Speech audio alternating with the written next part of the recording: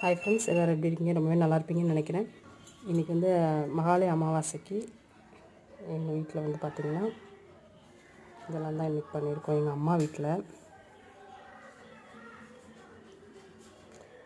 அவரைக்காய் பொரியல், பஜ்ஜி, அப்பளம், சாம்பார் எல்லாம் காயும் போட்டு, பருப்பு, ரசம், வெள்ளை சாதம், உருளைக்கிழங்கு பொரியல், பாயசம், வடை, உளுத்த வடை, பருப்பு வடை ரெண்டுமே, அப்புறம் இடியாப்பம், எள்ளு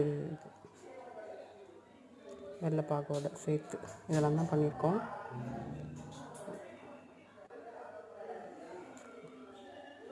கண்டிப்பாக நீங்களும் இந்த மாதிரி செஞ்சு சாப்பிட்ருப்பீங்கன்னு நினைக்கிறேன்.